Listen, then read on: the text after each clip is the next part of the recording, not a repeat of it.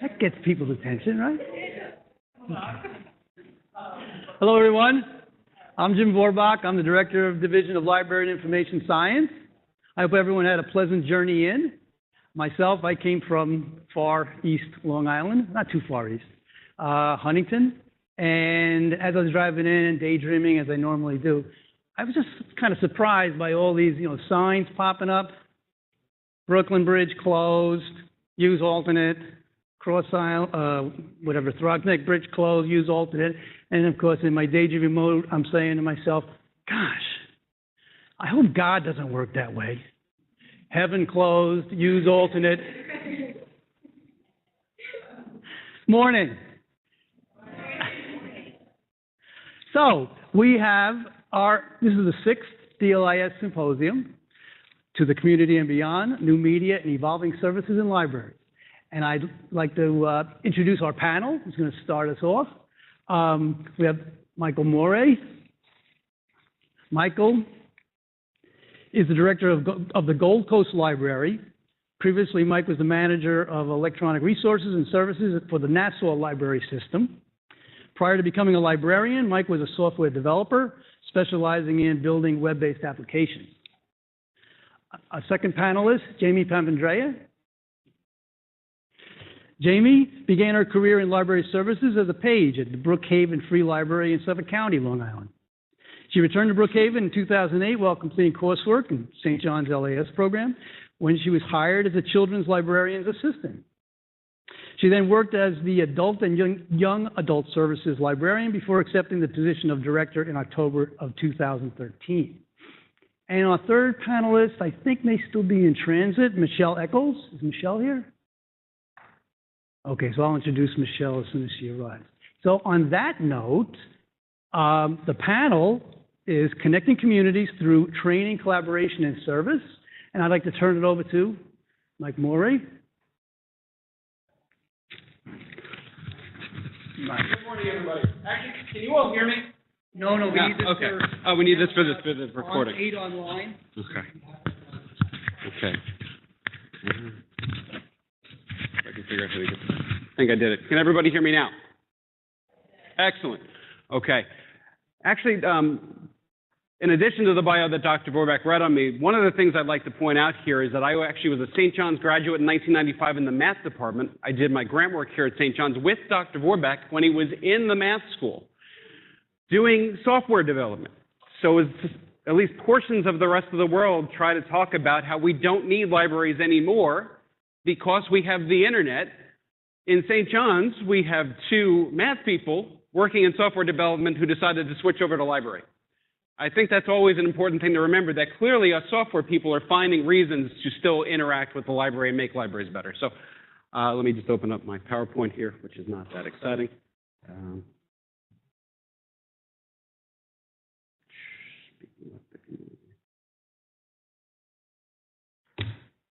Okay.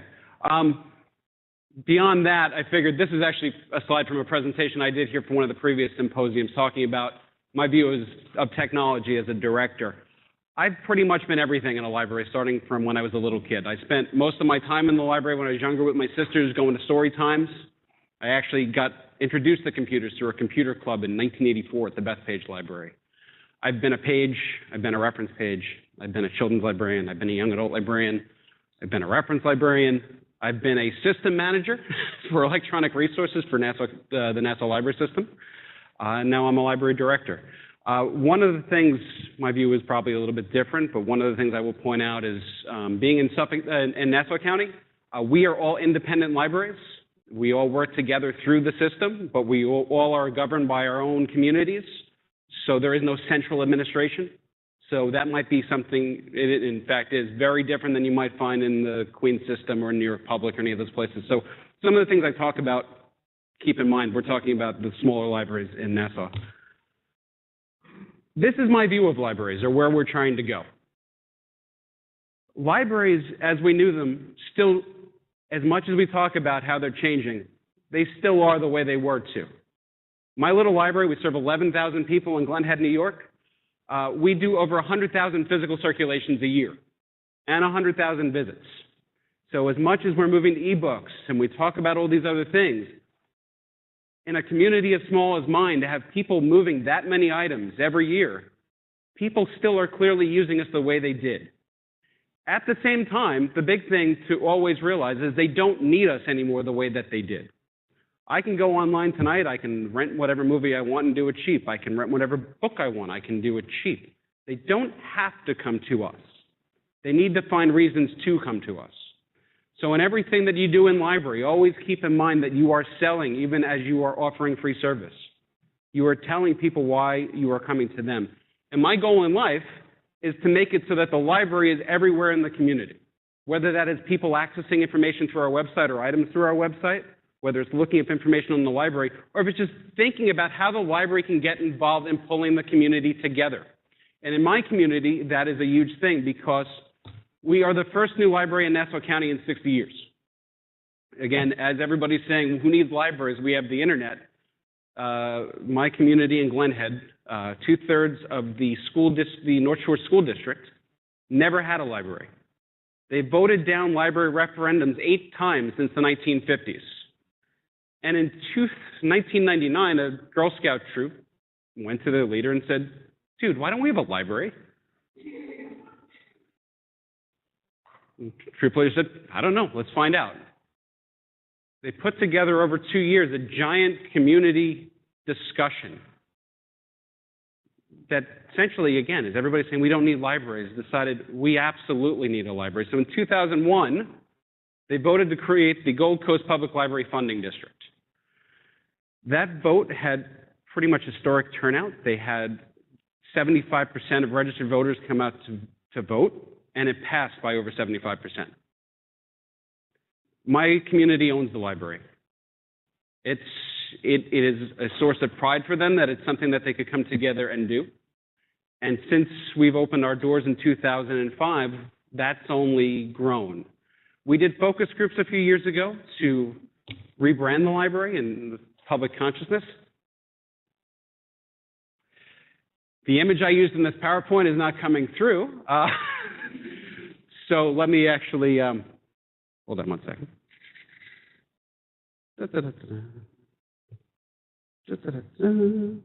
me just pull this up so you can see the full logo because it's important to the point.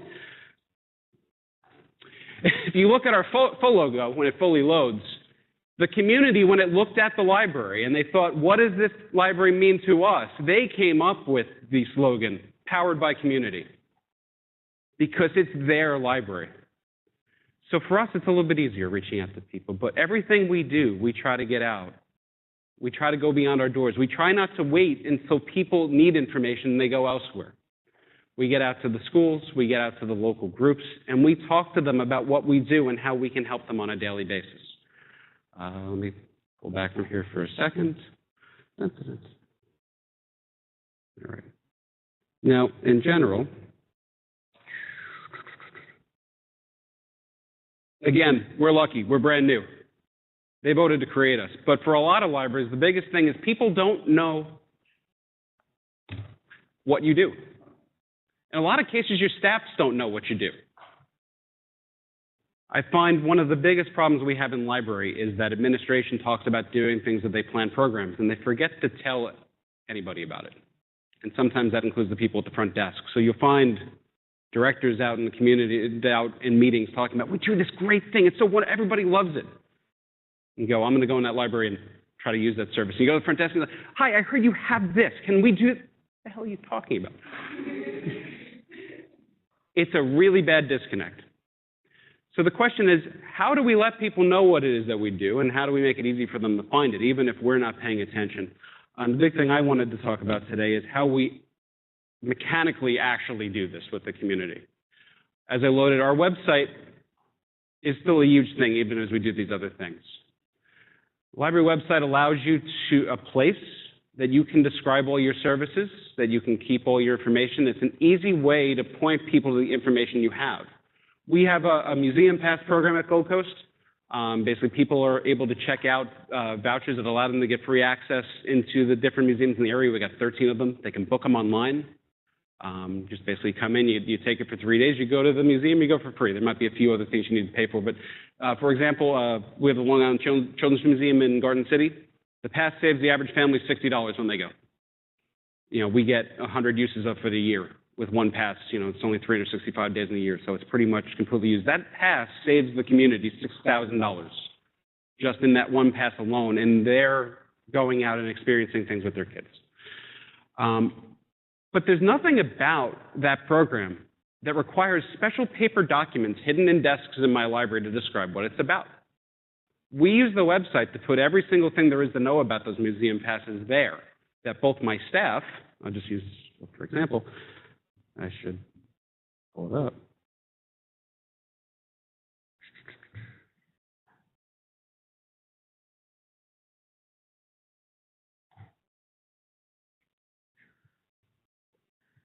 Policies here. Descriptions of the museums we have are here. The ability to book the museums is here, including the actual availability. There is nothing about this that you need to be a staff member of my library with special clearance to know about. Everything is here. So if it's 1 o'clock in the morning tomorrow night and you want to know whether or not you can get the pass to the American Museum of Natural History, you can go and do this on your own, which is a really good thing. It makes sure that everybody is aware of what we do and how we do it.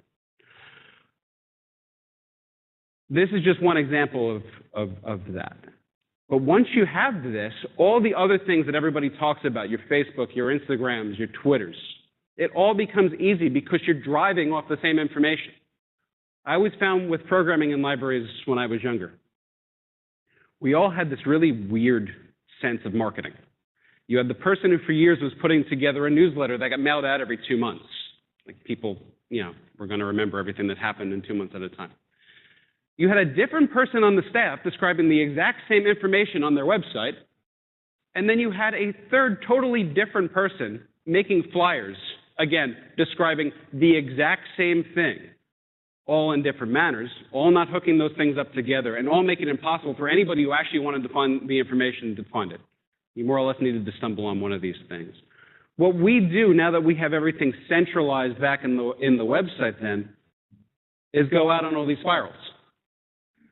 If it's, well, the perfect example, Thanksgiving's coming, Black Friday, we're open. A lot of the museums are open. Wednesday night before Thanksgiving, we'll put out on Facebook a push to the museum pass page. We'll make sure people see that. We'll encourage people to take the passes. It's Friday, you don't want to go shopping, you need something to do with the kids are home. We can take that information and immediately get it out to people through the Facebook. And when it loads, which sometimes is an issue, when it loads, rather than recreate it, we do the same thing. We do an email newsletter to the community. We go on trips to the Yankee Stadium as a community. It's pretty cool. You know, we have just to speak to that. It's one way that we get the community. Give the community an opportunity to bond together. Because we go as a group, we get the tickets for half price. You know, everybody knows how expensive it is to park around Yankee Stadium. We get the buses, so you end up going for less than it would cost you to go on your own, but you get the luxury bus to go with it. It's an opportunity to bring the community together. It's an opportunity to give people in the community a chance to do something they might not ordinarily get to do. We have a lot of people who go on that trip that say, thank you, we couldn't go on our own. So that happens to be at the top. That's the explanation of why we're on the Yankee Stadium message board. Well, today is International Gaming Day. So in the library today, all day today, you can go and you can play games as a community. You can bring your own. There's games that we have. We're able to push out the same information that we have on our calendar and the Facebook and hopefully reach people when they're thinking about it when it's time to go. We do the similar with Twitter as well. Everything we put to Facebook goes to Twitter. And right now, with the teens, we're trying to engage them in contests and things, try to get them into the library to tell them what we have. What else do I want to talk about here? Once a week, we do an email newsletter, again, because the library opened in 2005. It made it very easy to get everybody's email addresses because they had them. For a lot of libraries, we have trouble getting that information. If for no other reason than I've had my library card since 1984. You know, I renew my card every year, but the person at the desk doesn't ask for the email address. We have 2,500 email addresses from our community of 11,000 people, which even you consider how many kids are included in that is actually pretty good. We send out an email every week talking about everything that's coming up in the coming week, giving people the opportunity to register online, which tends to help attendance. It's a lot more of an active communication with the community than just sending out a newsletter every 2 weeks. And again, because we've developed the information once, it makes it very easy to repackage all this and put it together. That's more or less the crux of my presentation. Does anybody have any questions at this point? If not, I'll turn it over to Jamie for her piece.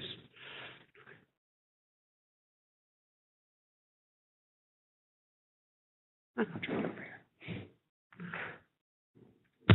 And I probably should give you the microphone. Which just came apart. Are these live if you want to keep that on? Can you hear me through this? So this way, if you want to jump in with questions. Thank you, Michael. Well, again, my name is Jamie Papandrea, and currently I am the director of the Brookhaven Free Library, which is out in Suffolk County. And one of the things, I'll be honest, I love most about my job is the community involvement component. Going into librarianship, I knew from the beginning that I was interested in public service. So that's the crux of my presentation, coming from that perspective. And I am very passionate and caring about my community. But more than that, I think you have to realize we are selling a valuable product. So yes, it is very much about customer service and salesmanship. But more than that is that we do have value to give to our communities. So what I just want to talk about is a couple of the things that we're doing at my library currently and some successful strategies that we've had with reaching out to the community.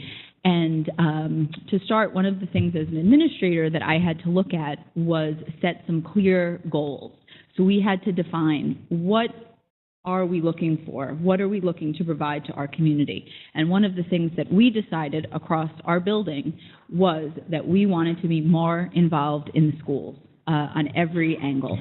So between the adult department, the young adult department, and the children's department, we have developed a strategy for what is the best way to get out into the community.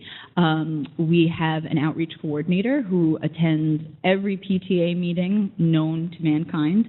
Our community recently has a new group called, it's a leadership network, which is a really interesting concept. It was started by the school district administrator, and on a monthly basis, they pull together the head of every organization in the community.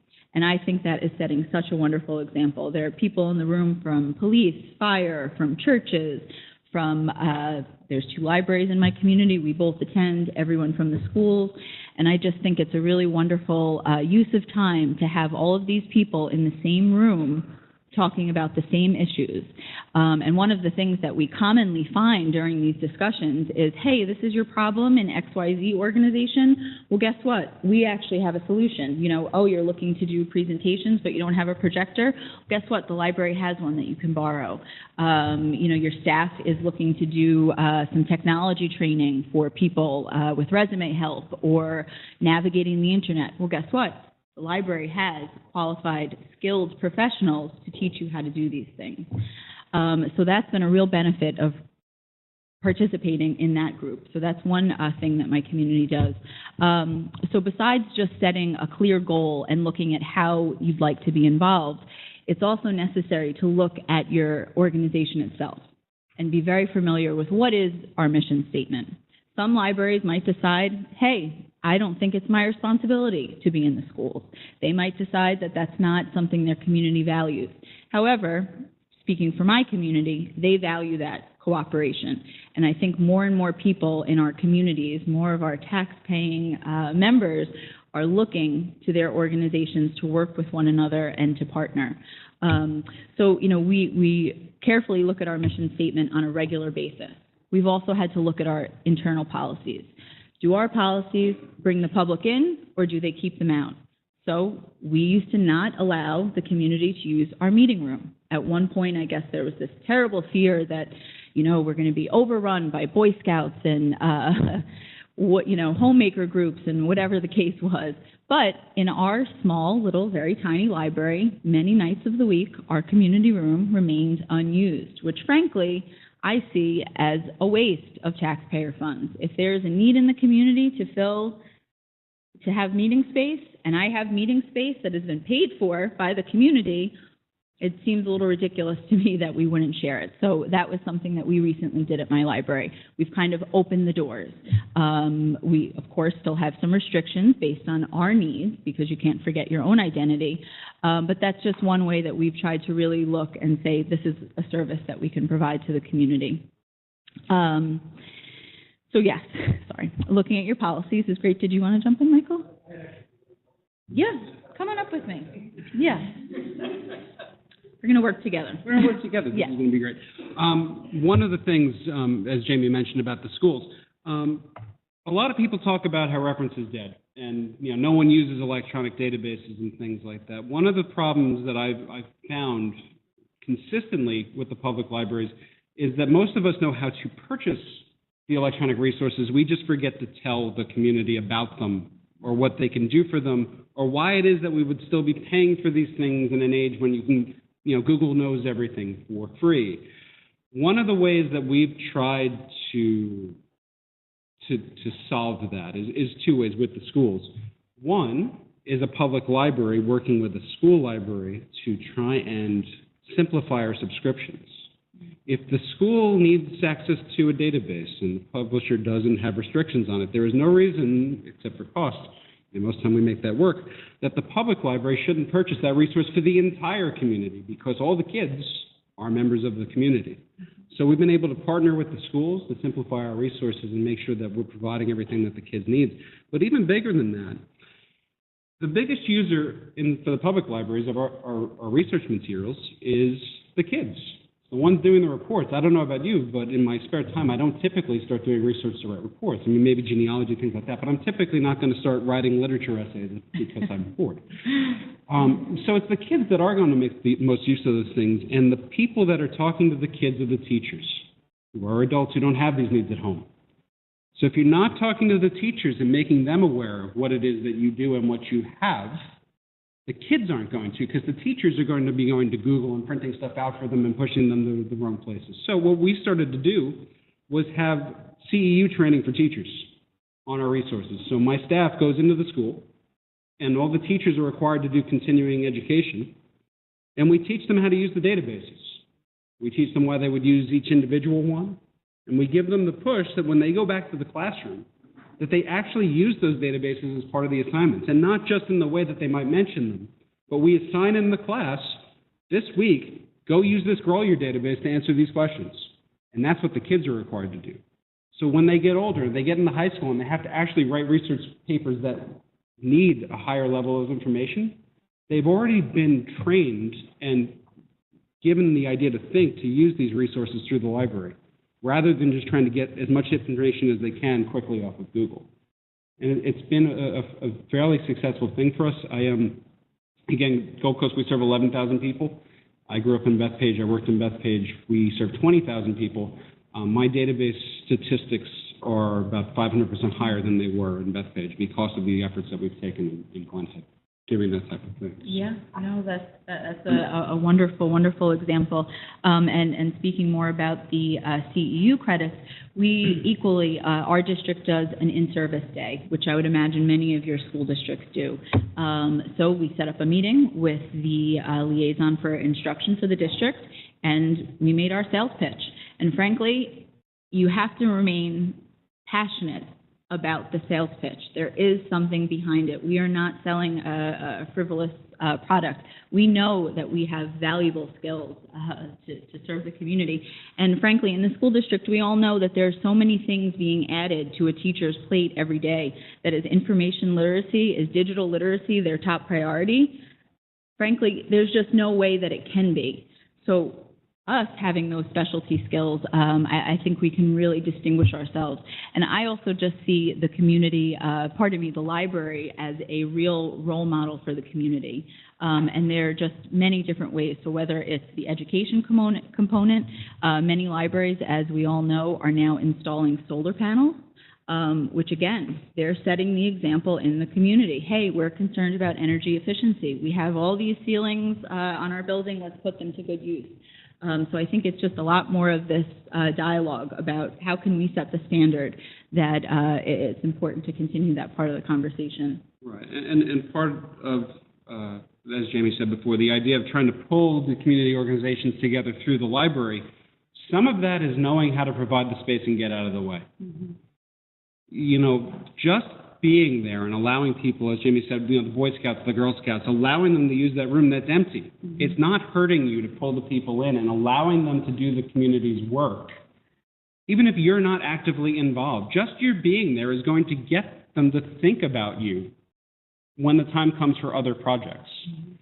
So it's a good thing. Yeah, and along that same note, an initiative that I set for my librarians is to go to community events and not always make a presentation or not always hand out flyers. You know what? Show up at graduation. Be a face in the background. Oh, that's our librarian. She came to graduation. Isn't that great? You know, you're not selling anything, but you're just there supporting. And again, I think it just reminds people that, hey, we are here. In my community, we're a very unique community. We're actually the only, I believe, district in New York State that has 2 standalone libraries that service the same taxpayer base. Actually, let me. I'm the other one, probably. Oh, the other one. When they started our library, there was a village in Seacliff. The village of Seacliff libraries existed, I think, for 100 years, but they're only like a third of the North Shore School District. So when they started our library, basically we took everybody else because you can't double tax. So we work closely together with the Seacliff Library to do programs because we need to make sure that people have, you know, the same access for certain things we're doing. In some ways, we've tried to get away from worrying about that lately, mm-hmm. just because it does limit us to what the village is able to do in Seacliff. But we have a lot of common things, and again, a lot of these common principles. Just the idea of working together to get the kids the information, to get the kids in the community working together. We share so much that the couple things that we don't share, that we don't want that to limit us. But yeah, so we do this. We have the same issue, yeah. Which is exciting. I actually have one of my patrons in the audience. So hi Diane. Oh. And one of my program presenters. And Diane will let me know if I say anything truly ridiculous. Yeah. I just lost my train of thought. That's okay. That's okay. Yeah, we'll keep going. But yes, so we're talking about the schools and integrating technology. So yes, I've encouraged my librarians to just be a part of the greater community. We just have tried to look at our organization from top to bottom and what can we relax. I recently went to a conference, and the thing that I took away from it, a librarian said that her organization was trying to take the J out of library service, meaning they were trying to take the judgment out. And that's something that we have actively tried to do in our organization. So what, we lost a $10 book? Well, guess what? I have another $10 in my budget to replace the book if it's that necessary to the collection. But we've relaxed our rules. We've recently introduced a food for fines program year-round. So, we're a very small library. We make nothing in fines to begin with, nothing. So one thing that our community has really enjoyed over the year is we used to offer small windows of time where they could bring in food to reduce their fines.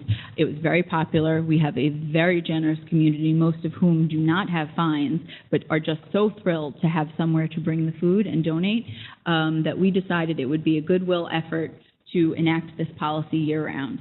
And our patrons could not be happier. And again, it's looking at the community need. My community does have a very high hunger rate. Hidden and not talked about, but it's there if you look at the statistics.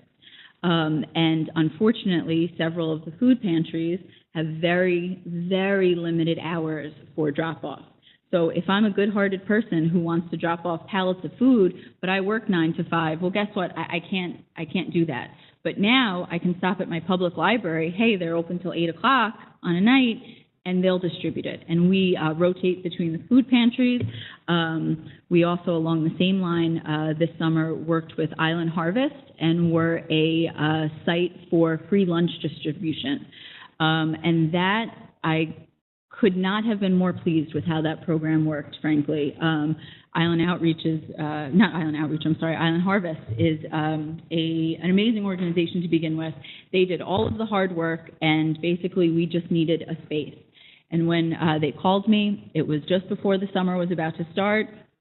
My newsletter had already gone to bed. I had everything planned, but when you get a phone call and they ask you if you want to help give lunch to students, you're pretty hard-pressed to hang up the phone and say, no, we don't have the room, and hang up.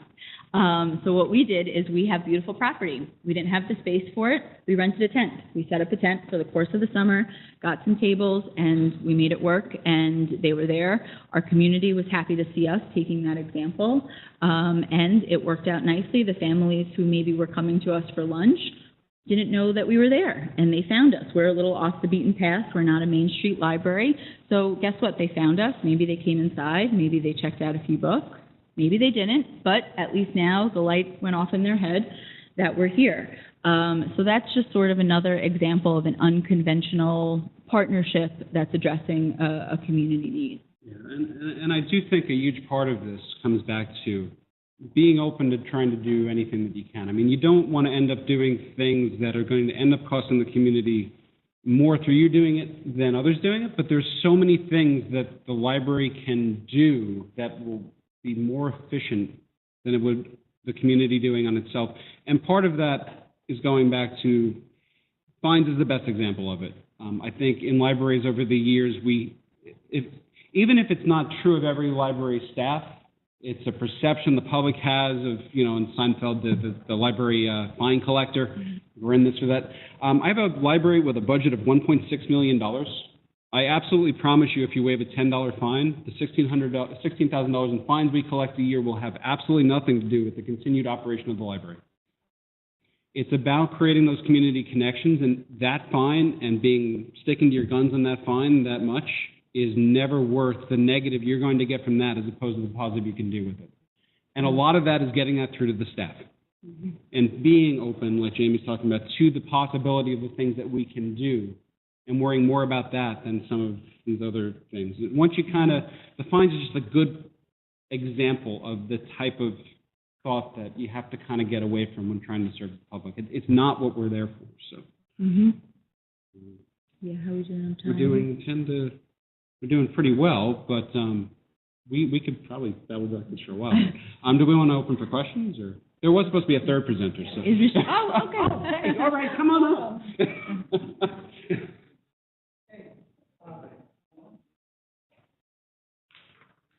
We got them warmed up for you. Hi, everyone. Just like to introduce our third panelist, and if I can ask Mike and Jamie to kind of stay in the front just for questions for all of you. Maybe just sit over, or if you want to say, whatever's cool. That's fine. Anyway, I'd be really happy to have Michele Echols, who's the Community Library Manager at South Hollis branch of Queens Public. Michele has been with Queens Library for 7 years, first as the founding youth counselor at the Teen Library in Far Rockaway, then as case manager for the library's literacy zone, and most recently as assistant director of Queens Library's Adult Learner Program. In this position, she oversaw the library's $5 million award-winning program of English language learning, adult learning centers, adult basic education, high school equivalency, and youth literacy classes and workshops. Michele? Good morning, everyone. First of all, apologies, but if you have children, you know things happen. My 12-year-old fractured his wrist running from a girl. And we didn't know it was fractured last night, so this morning, hand was swollen, so I did the die-hard mommy thing. Ran to the ER, left him there with Dad, and now I'm here. So, that's perfect because the title of my presentation is I Could Tell You Stories. And as a public librarian, you will know that you will find that stories are something that you will join and find and just have a ton of stories forever and ever to tell you. So a little bit about myself. When I was here at St. John's, I was an IMLS scholar. Institute for Museum and Library Science Scholar for urban librarians. With that said, I was already working in the public library, but as a full-time youth counselor and site coordinator for the very first teen library that Queens Library opened up in Far Rockaway, Queens. In addition to that, in school, I made a lot of connections to what was happening with the real life work, especially with Reference 101. You know, you get there, you got that reference question, and you're sitting at the desk, and you're like, oh yeah, this is what librarianship is all about. Throw that out the window. It is not, especially it is, but it isn't. It has added on to it. It is the foundation, but there is a lot more to public librarianship. And in doing these presentations, I started doing this presentation in 2010 for PLA, and I've added on to it, and it's just something that's evolving. Hopefully, maybe I can get somebody here to co-write a book, St. John. Plug. That's just my little shameless plug. But in addition to that, my next position at Queens Library from the full-time youth counselor, I became the first case manager. So you wonder, what does public library and case management have to do? So as the first case manager, I was working in the adult learner program, which anyone who's familiar with adult education, you know that people come to classes, they are not 100% ready. There are a lot of societal ills that happen with them, and so forth with that. So I started still making the connection, because as you're in school and if you're working someplace and you're reading the background information, there are connections to be made. So what we talk about is meeting the information needs of underserved in the community. That could be anyone from your immigrant population, the homeless population. Public libraries, you have mentally challenged individuals that come into the library each and every day. You have your unemployed, your underemployed, your low-skilled workers, and mature workers. It's a lot. But I found this quote in doing some research on public libraries and adult education. And we know that the public library, when Andrew Carnegie started it, it was definitely called the People's University. And it's where formal and informal literacies can meet together. So you, at a public library, you can have self-directed learning. If you wanted to learn how to garden, I had someone come in the other day who wanted basic books on gardening. So they would, it's self-directed. Or at Queens Public Library, we have a huge adult education department. You can come and you can learn anything from basic computer skills to job readiness to, we're starting now to do a lot of massive open online courses too, involving teaching MOOCs. And that's something that's done through our JBA, which is the Job Business Academy. So here we go with electronic government. This is what I found in my studies to correlate what is happening with the questions at the reference desk. So in 2002, basically, I'm not going to read the entire act, but the PowerPoint and my materials are available for you. Basically, what it means is that electronic government is to provide what we call patrons, and in some communities they call them constituents, with access to government services 24 hours a day, 7 days a week. So what does that mean for us as everyday working people? The old saying is that people used to take sick days to go to DMV because it made you sick because you were there all day long. Well, today you can actually, due to electronic government, is go online and look for that parking ticket that you thought you didn't get, but you might have remembered that you've gotten, and what? It pops up, the parking ticket. I know this because the other day at the reference desk, someone came over to me and said, I just bought a new car, but the last time I had a car was 2009, and I think I had some parking tickets. So I said to the gentleman, do you know your plate number? He said, yes. We logged on to New York State DMV, and up popped the plate, and it was in judgment. So he needed to go take care of that quickly, or his new car would have been towed rather expeditiously. And so reference information, I have articles too that will be available next week on the website. There's an article called E-Government, Education in Public Libraries, New Service Roles Expanding Social Responsibility. It was written by two gentlemen out of the Washington, D.C., Maryland area, and it was published in winter 2008. So basically, the provision of e-government in public libraries has created significant new responsibilities and expectations for libraries. To date, this area lacks sufficient attention, yet government education requires librarians to help patrons navigate major life issues and to have knowledge about information technology and government structure. To say all of that, e-government is here to stay. I use it as an opportunity in the library to, after servicing someone, answering that reference questions when they want to know information about how do I access this or I need to apply for this job online. Then I always have books. Like, we created a section in my branch that is like, do you know? And in the do you know section, it's more you pull up your reference books. We have test prep materials, we have job readiness materials, we have how to write a resume material, so we can always guide them back to what the ultimate business is, a book. And so circulation is very important in some branches because that drives your budget. As I heard you speaking about budgets, I went from managing a $7 million budget to a $5,000 book budget and $12,000 for pages. So $17,000 is all I have for my branch because it's a small community branch to bring in services. So I also heard you two talking about partnerships. Yes. Partnerships is big.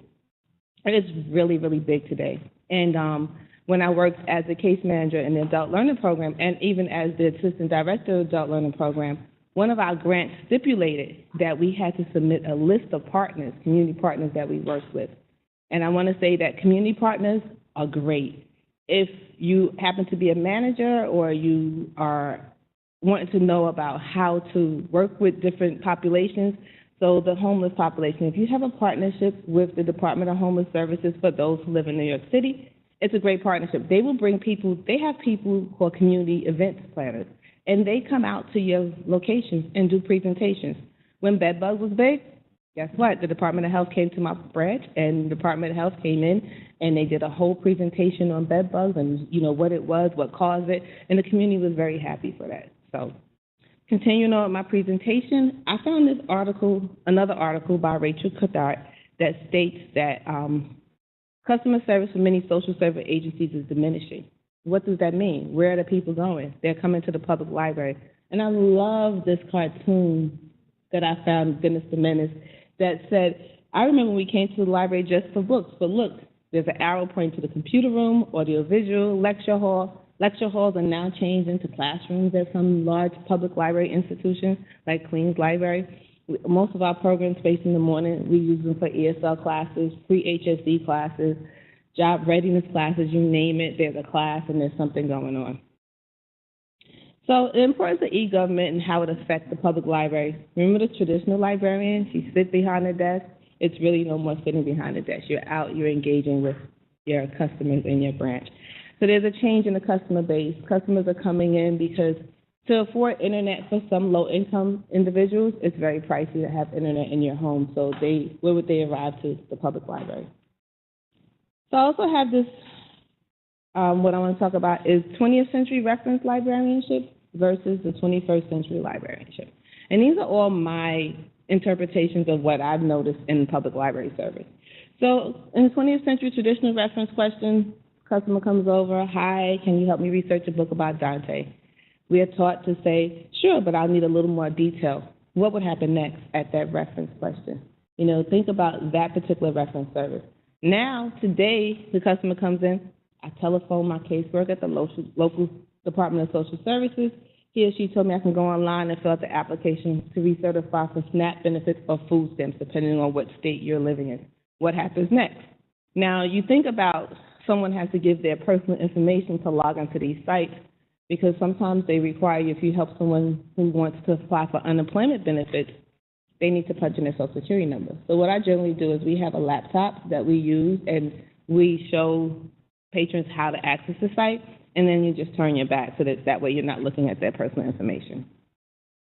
So more evidence to back up where and how I made this connection.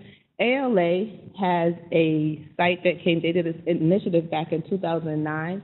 These are the top 4 roles and responsibilities that are coming out as it relates to e-government that came out, which is in 2009. So staff provide assistance to patrons applying for accessing e-government services, assistance to understand how to use e-government websites, understanding program and services, and completing forms, completing government forms. So some library systems across the country have hired social workers. DC Public Library has just hired their first social worker. Pima Public Library in Florida partnered with the Department of Social Services. They actually lease out space to them 3 days a week. San Francisco has case managers because they had a huge homeless population in their library system as well. The evolving role of public library, the evolving role of the public library in terms of e-government is, you do have to wonder why we're addressing the social service-related questions, but we do. We address them. They're there because what's happening is that patrons are told to visit the public library. I had someone come and want to scan something the other day. Trust me, anything you possibly think of that we do for ourselves, patrons will come to the public library asking for that. Workforce development is another high one, and support for mature workers. There's a huge population of individuals who are 45 plus who are finding it very difficult to find gainful employment. They're working part-time, so that's something that I noticed a lot of. And of course, transitions for support for our veterans returning back from service. So, do we think we're social workers, or do you still think it's a librarian skill? I love cartoons, and here's another great one. It's always impressive to see social workers at the top of their game. I want to change this cartoon that says it's always impressive to see librarians at the top of their game, because we are analytical, we are collaborative, we communicate, and we refine arguments, right, with lucidity. So, new services, I talked about case management at Queens Public Library. This is me servicing a woman from Egypt. She actually came in and she wanted to apply for her high school equivalency diploma, but we found out that she actually had a degree from her country. So there's a company called World Education Services, so I'm helping her fill out the application to have her documents submitted to be evaluated by the state to see whether or not it will come back as equivalent to being a bachelor's, an associate's degree, or a high school diploma. Planning growth for the 21st century. Queens Library, as I said, we've added a lot of great training. We have a new training and development director, and there we're doing a lot of trainings with looking at different online modes. One thing that I found that's really well, if you want to research any of this information, is WebJunction. They have archived webinars, and WebJunction is a place where public library staff gather to build knowledge, skills, and support we need to have power and be relevant.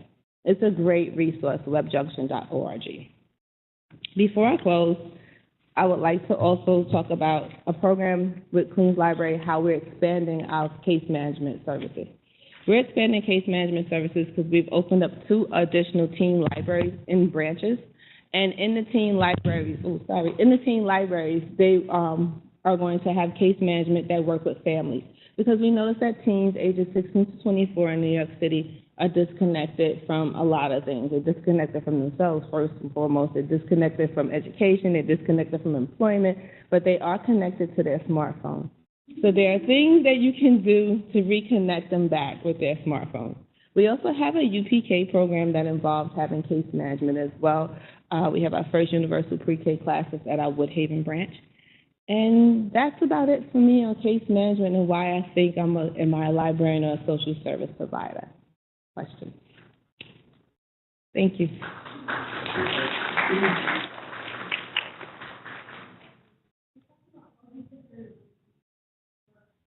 Yeah, the microphone. I know, right? This one would have been closer. So you were talking about all these services you have to kind of help mature workers and people who are having difficulty finding a job. By any chance, do you reach out to any sort of groups in the area that might have felony charges against them? And do you have services for them as well? Yes. I work very closely with the Fortune Society. The Fortune Society is a nonprofit organization that helps formerly incarcerated individuals find gainful employment. I also ran across an organization that is called Snow Day. And Snow Day takes the transitional 16 to 24 young adults and teach them food services, and they work on food carts throughout New York City. So there are tons of training programs. I couldn't mention everyone that I partner with, but when questions arise like that, it's definitely there.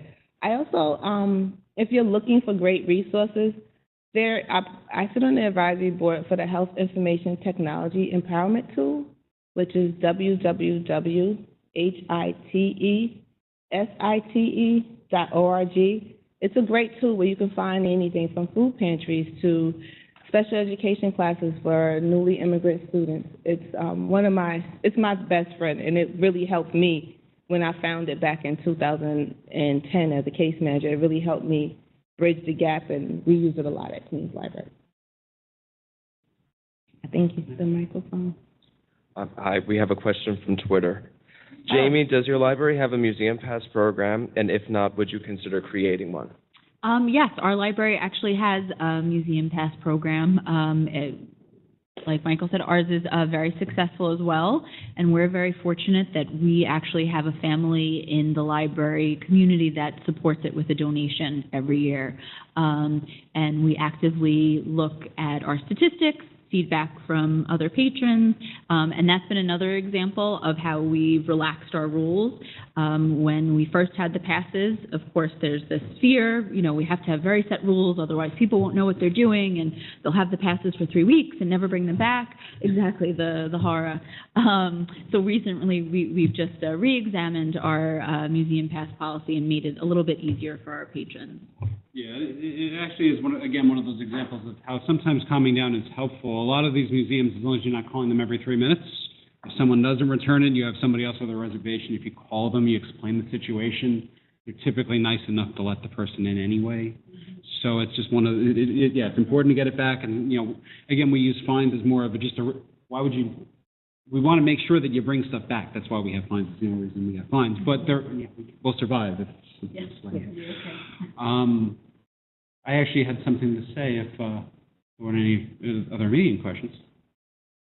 I just wanted to go back to the budgets in the community for a second. If there's one thing I leave you with today, and I think it's the most important thing, is that we're focusing on community now, but at the end of the day, it's all about community. Everything that we do in the library, the city systems are a little bit different because they're larger consolidated systems, but we truly, and that's on Southwick, most of us go directly to the taxpayers that votes on our budgets. I am talking to a specific 11,339 people in Glen Hebb when I go for my budget vote every year. The connections we make in the community, the services that we offer to people, the daily talking to people that we do has a real impact on whether or not we're funded and are able to do these new things. So when you get a job in a library, it's the most important thing I can ask of any of you. Every person that walks in, every person that you help, you're talking to someone who has the ability to be invested in your future and working with you and working together in the community. Every book you circulate, you don't know how it's going to touch somebody's life. Every conversation you have, even if you don't end up giving them the answer, even if you point them in the right direction, that interaction is something that's going to send somebody off, hopefully to enrich their lives and improve their lives. And when the time comes and it's budget vote time, those are the people that are going to make sure that you stay open and you're able to do this good work with people. So you're all here, you all clearly would like to have a career in libraries. That's why you're here. That's why you're engaged, why you're going to school for it. It's the most important thing you do every day. So, based on that, Michele, your funding comes from a different source than that. Yes. Can you address how that affects your job? Sure. Funding, the branches are funded mostly from our city budget, our city operating funds, but we do have our Queens Development Department that works to bring funds in from private donors, and there's also grants. There are some branches that have grants from grants from philanthropic organizations, and there are some branches that don't. Unfortunately, the branch I currently work in is a very small branch that doesn't, but I can say that we're starting a friends group, and your friends, as you're speaking about, friends are very important. And I happen to have someone that grew up in the neighborhood. The branch I currently work in is home of Run DMC. So it's South Hollis.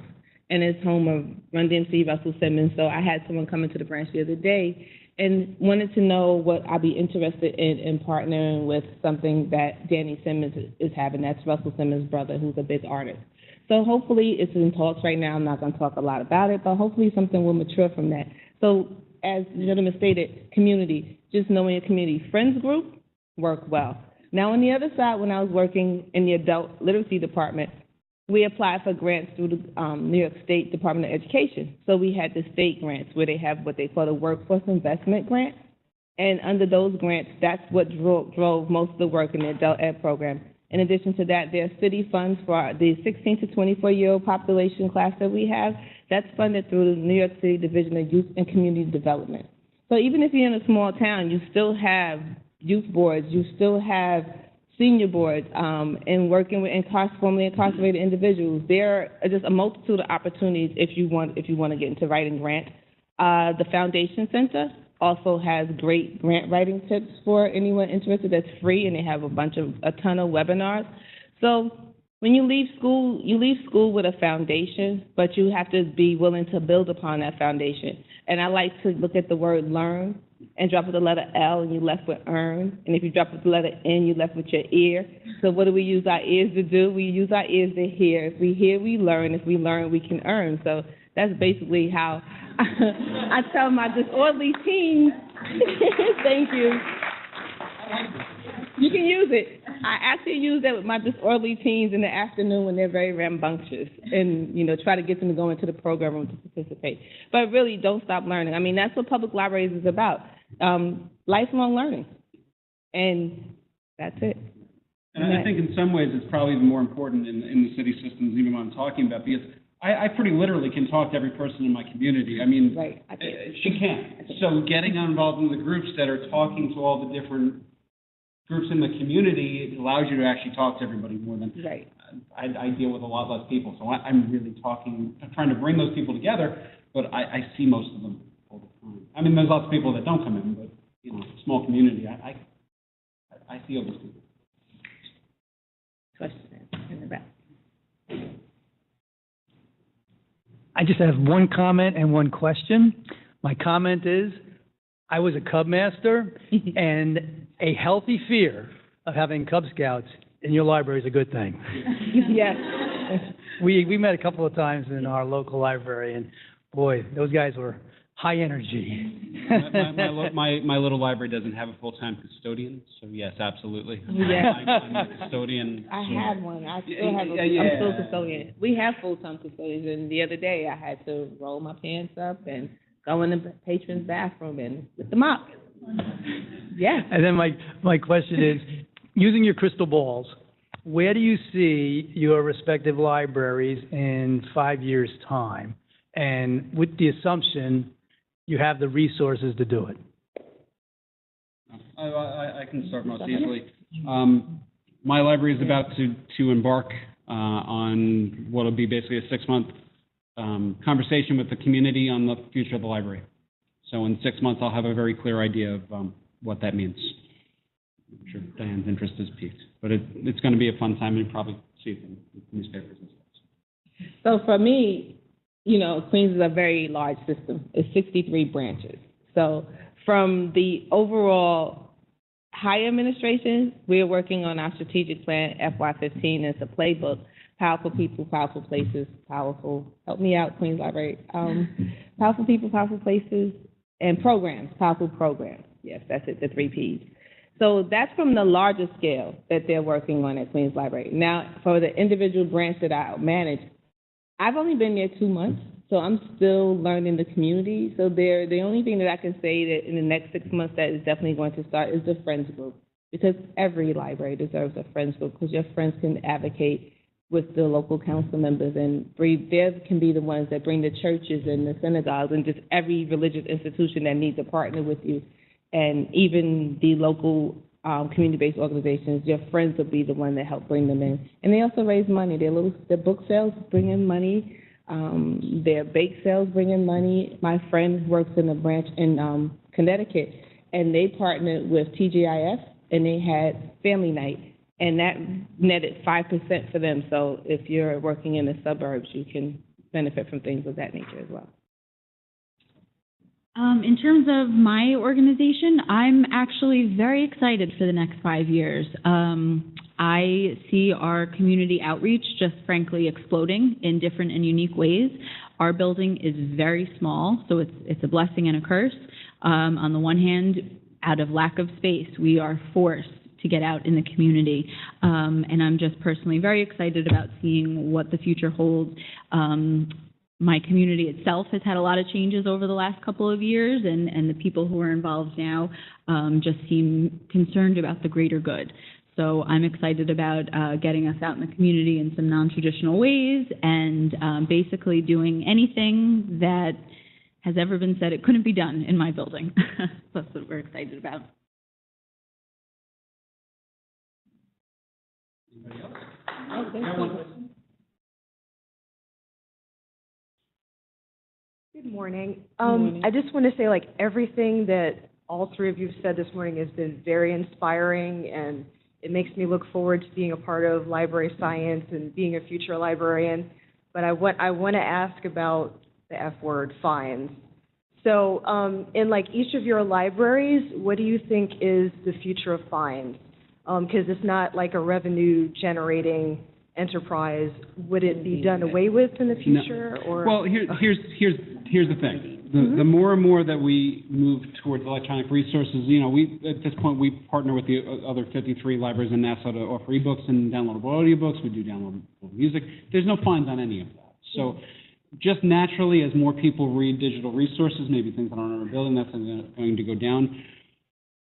I know some people say get rid of the fines totally, but there does need to be some reason for people to return it, because if there's no fine, people, what's an extra day? What's an extra 3 days? That book's 700 pages. It's understandable.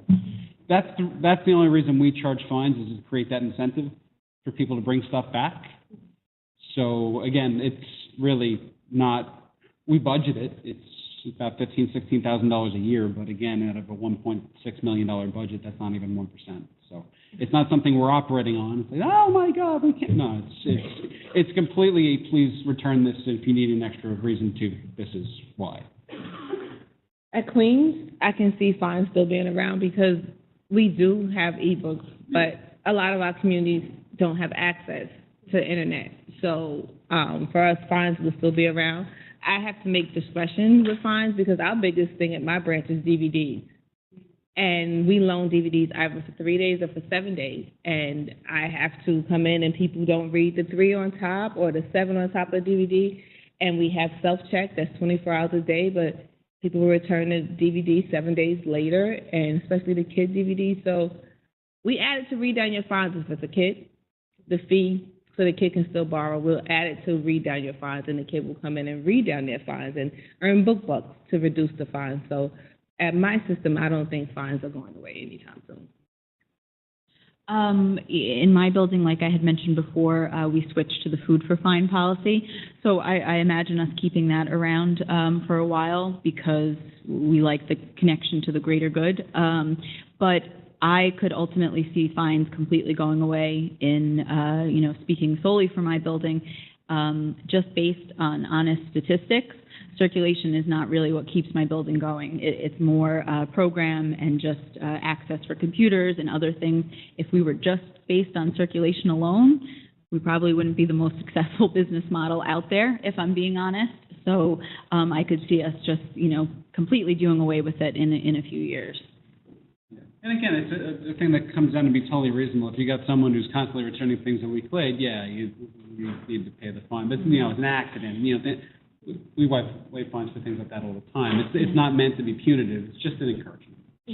Well, and two things with that, if I could just add about the fines that are interesting. We kind of have developed an expression in my building recently called "too scary to challenge," and I don't say it to be funny, but the world is a very different place. So is it worth getting into a potentially very negative argument with someone over a 10-cent fine where things could escalate and you're left with bad feelings and bad blood? I don't necessarily see that as an administrator. I don't see that as a good situation to put staff into. So I think that's another interesting aspect that is changing. And also, too, with the fines, by having them in place but waiving them, it does give you the opportunity to be the good guy. I know this is going on, just take care. We got it this time, so. It sounds silly, but if people go, oh, thank you. Yeah. Exactly. I did that yesterday. A gentleman with the DVDs had a 3-day DVD. His fines totaled $75. So I said, listen, I can't waive $75 yet. He brought the DVDs back 14 days later. I said, I can't waive $75, but what do you think is comparable to pay? And so he said, I can afford half. I was like, well, that's more than what I was going to give you. So, yeah, you want to give me half? I'm taking half. Let's make a deal. Things like that happen. So it's really Scout's honor, your discretion. Yeah. Well, and part of this comes down to staff training. Yes. As a director, I need to make sure my staff understands exactly what I'm telling you, why those fines are in place. So it's not, oh my God, you owe 20 cents, I'm going to hit you with. no, be reasonable about it. They didn't commit a crime. We do it for this reason. If it's reasonable, the staff, you're running the staff. They're just doing their job and collecting it, but it's on us to make sure that they understand, so that they're not creating these bad experiences. Thank you. May I just ask one more question? Sure. How do you all have cross-training in your libraries as well that goes on? Cross-training? We have professional development. We, at Queens Library, Tuesday mornings is blocked out for professional development from 10 to 1. So potentially there's always some type of training going on that you can sign up for. In addition to that, most branch managers, if the whole staff can't go in, they will bring the training back to their staff and then provide that training to their staff as well. You mean like cross-department type? Yes, sir. A little bit, yeah. I mean, again, we're civil service, so some of that comes down to job descriptions and stuff like that. As you can tell, I kind of babble a lot once I get going, so a lot of the cross-training in my library is me literally just babbling to random staff members. So I try to make sure a lot of my staff is informed on a lot of different things.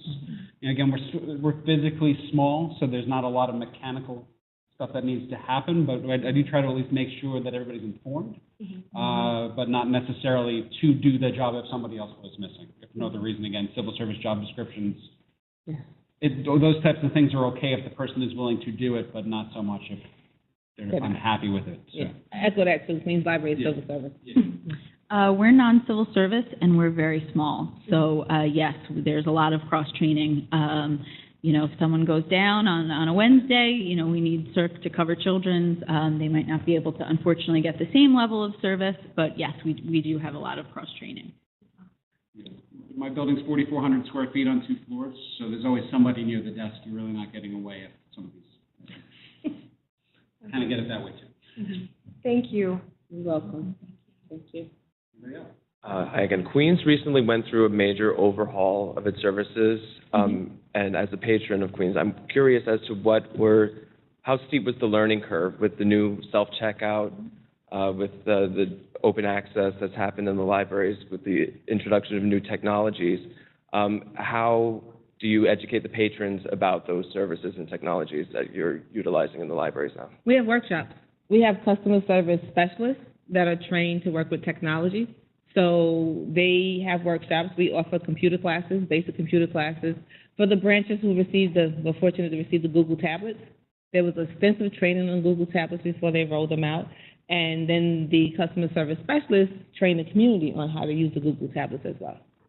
And in terms of what other things, because we have a lot going on at Queens. Are you talking about services? Oh, self-checkout, when you're right, the staff was trained intensely on self-checkout. They should be able to troubleshoot, and I know in my branch, everyone troubleshoots self-checkout.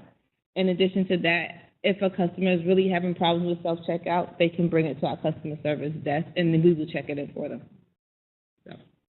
If I can actually just add on, I just thought of an interesting point with that. About all these changes, that's what they say, the only thing constant in life is change, right?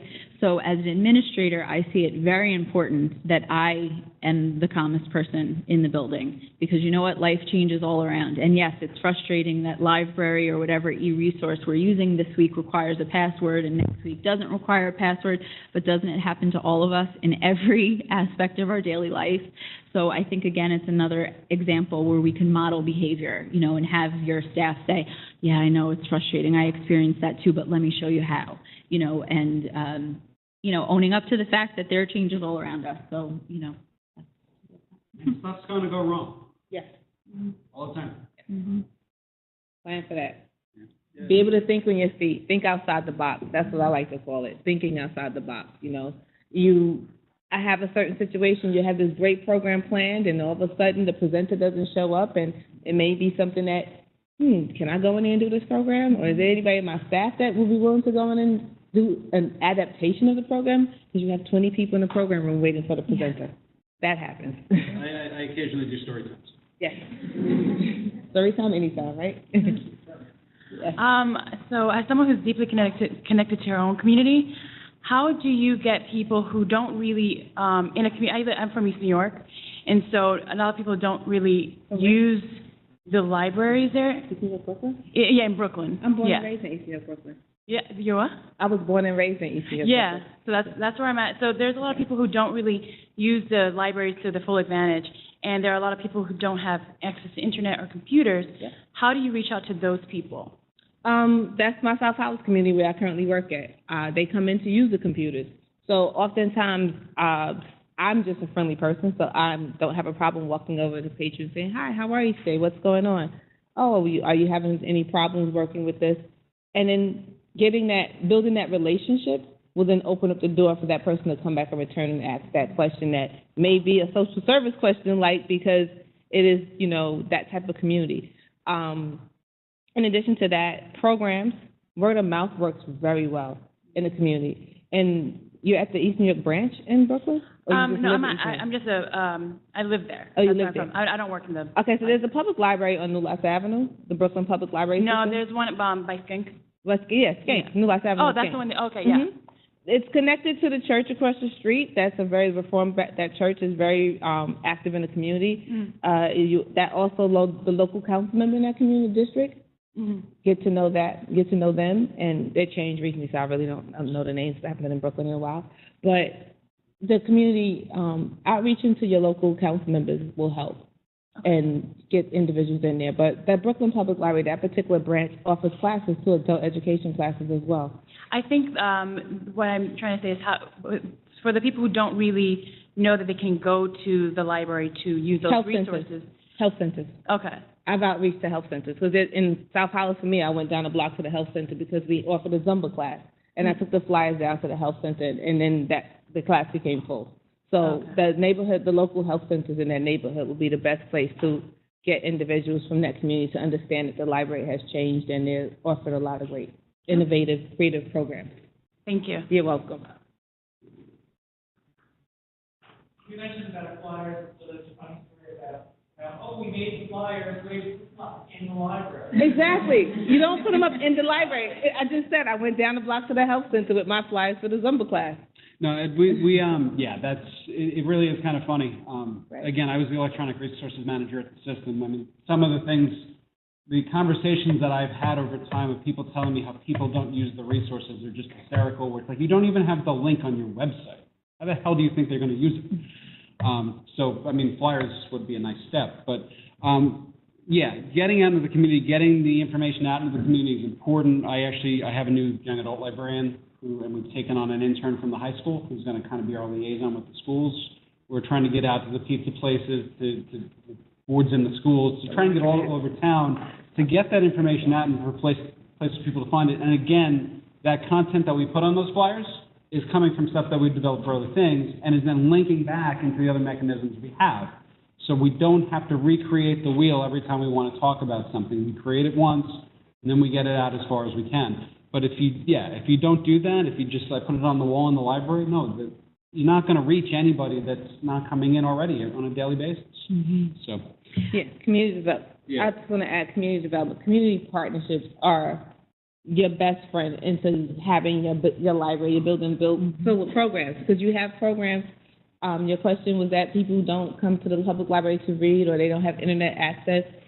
I've networked with the churches, the barbershops, the beauty salons, the beauty supply, the check cashing, any place you can think of that's in walking distance. You said pizza parlor. Domino's has our flyers in the community of Hollis. So the flyers are and even the laundromat. Yeah, and I think what's also important is not just assuming that what you're distributing they'll be interested in, but it's actually taking the time to ask. And I think that's where a little bit of the personality factor comes into it. I'm not shy, and I'll talk to anyone as well. And I started out as a teen librarian. Any chance that I had any interaction with a teen anywhere, I was trying to find out information in some subtle way, and put that into my program planning. So I think it's not just looking at selling what you're already doing, but as you're outreaching, actively making that part of the conversation. What do you need? What does your organization do? What can we help you with? And frankly, I think it's an exciting time in libraries that there's really nothing that you can't do, you know? I think it's very exciting. It is very exciting. I'm excited to be a librarian today. Yeah. It's true. And the one thing is, I mean, you talk about flyers for events and things. The assumption is everybody always, because we talk about some of these things so much, that everybody knows the basics. I went to a PTA meeting late last year, and I talked about, we have Zinio for digital magazines. We have like 35 subscriptions. You can get the magazines for free. I literally got oohs and ahs from a group of parents in an auditorium because I said we had digital magazines, which we had for a year. The same thing with ebooks. I can't remember the last time I went to a family party where somebody wasn't like, "Oh my God, you have it?" Of course I have this stuff. I've had it for years. You know, so you can't assume that people even know the basics of what you have at any given time. You always need to be kind of taking these things back out. The other thing, as far as connecting back to the community, is when you can, don't try to recreate the wheel. We tried for a while to create a manga club at the library, and it wasn't going so well. We know it's popular. We know the kids take out the stuff. Why can't we get this going? We realized the high school has a manga club, so now they come meet at the library. Why? Right. If you're a high school student, the kids that are mostly focusing on this stuff, and you're already in a club for it, that you're meeting nice and conveniently at the school, why would you join a second club that met another day of the week? So now we work together with the high school librarian to bring that club into the library and make those connections in the community. So this is just a very simple example of that. But there are things going on in your community that the library can work with to end up having that service kind of come out of the library in a bigger way without having to recreate that wheel for stuff that's already been existing. So. Yeah, I like to add after-school programs. They're my best friend in South Hollis. The public school across the street, I'm surrounded. There's a middle school, high school directly across the street from me, and there's an elementary school right around the corner from my branch. So the after-school programs, I went to the middle school the other day complaining to the principal because all of the students were coming in, and I noticed that they had assignments from the teachers, and they can't type. So I said to the principal, I said, is there any way you can offer typing during the day? No, we have these strict Common Core rules. I said, listen, I have 20 laptops. I'm willing to, you bring the students over from the after-school program, I'm willing to have a typing class. Kicked it off on election day. We had 20 students in our typing class because the kids were sitting there asking for extended time because our computers at Queens are timed to 1 hour. So we constantly have to walk around and monitor the computers and see who's playing video games, who really is working on their assignment. And then the other pet peeve I have now is the students are using Wikipedia for their homework assignments. So then now, okay, research. Let's try this. So now I gave a student Novel, which is one of our databases, to write to help with her paper. And she came back and she said, I finally got a 90 on one of my papers. My teacher was always giving me 70s, and I couldn't understand why. I said, because you were cutting and pasting from Wikipedia. Let me just print this article out for you, read it, process the information, and then go back and type your paper. So it's always an opportunity. So I like to echo what you stated about reaching out to the community, even just by walking around the community in your library. You can pick up on things that the community needs, and then you find a way to address that need. And partnerships are everything. Collaboration and partnerships are your best friend. You do never have to recreate the wheel. There's always something out there. There's always a training that your staff can attend, or you yourself personally. If you invest in yourself, there's always trainings that you can attend. Web Junction has 1 hour lunch. They call them like lunchtime training. And I actually sat on one the other day. It was fantastic. So, and then I must add, New York State, new librarians, 5 years. You need to continue in education units, Web Junction. And that's the end of my plug. I hate to, but we have to move on to the to the next session. I'd like to thank the panel. Thank Mike, Michele, and Jamie for sharing their experiences with us today. And like Dr. Lee will introduce students.